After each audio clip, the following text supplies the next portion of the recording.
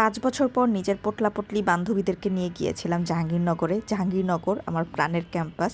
আমরা সকাল সকাল গিয়েছি, গিয়েই খেয়েছি হচ্ছে পরোটা। ডিম পরোটা দিয়ে জম্পেশ নাস্তা করার পরে আমরা খেলাম চা। যেহেতু জম্পেশ নাস্তা করেছি এজন্য আমাদের ওই নাস্তার আর কোনো ভিডিও নেই। ক্যাম্পাসে গেলে আমি একটা ড্রাগ এডিক্টের মতো চা খেতে থাকি। মনে হয় যে চা ছাড়া আমার জীবনে আর কিছুই নাই।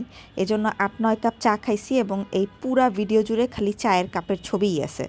এবার আমরা কোনো চিপা-চাপা বাদ রাখি নাই। সব জায়গায় ঘুরছি। ক্যাম্পাসে অনেক দিন পর গেছি মানে ঘুরতেই হবে।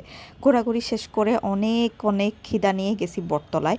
ভাই এবার বটতলায় গিয়ে পাইছি একটা মজার জিনিস। সেটা হচ্ছে মরিচ ভর্তা। আমরা যখন স্টুডেন্ট ছিলাম তখন এই মরিচ ভর্তা কোথায় ছিল আমি জানি না।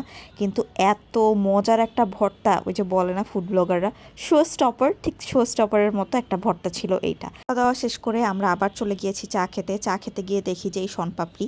শনপাপড়ি যদিও আমার খুব একটা পছন্দ না, কিন্তু যেহেতু আমার ফ্রেন্ডরা খাচ্ছিল তাই ওদের সাথে তাল মিলাতে আমিও একটা শনপাপড়ি খেয়ে ফেললাম।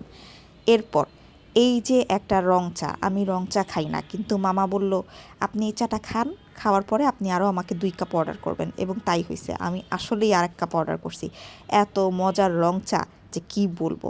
এবং রং চা খাওয়ার পরে মনে হলো যে রং চা খাইলাম, এখন একটু দুধ চাও খাওয়া দরকার, তাই আরেক কাপ চা খাইলাম। এবং চা খেতে খেতে প্ল্যান করলাম যে ট্রান্সপোর্টে গিয়ে আরেক কাপ চা খেতে হবে। এরপর দেখলাম আচারের ভ্যান। আচারের ভ্যান দেখে আমাদের মনে হলো না যে একটু আচারও খাওয়া দরকার। আসছি যেহেতু সব খেয়ে যাই। আচারগুলো অনেক মজা ছিল। আচার দেখে আমার ফ্রেন্ড বলল তেঁতুল। আচার খাওয়া শেষ করে রিক্সা নিয়ে নাচতে নাচতে আমরা আবার ট্রান্সপোর্ট যাচ্ছিলাম আর এক কাপ চা খাওয়ার জন্য, এবং ওখানে আমাদের বাকি ফ্রেন্ডরা ওয়েট করতেছে। তো আমাদের জাহাঙ্গীরনগর ঘোরাফেরা এখানেই শেষ হতে যাচ্ছিল, তাই বাসায় যাওয়ার আগে 1 প্লেট ফুচকা খেলাম।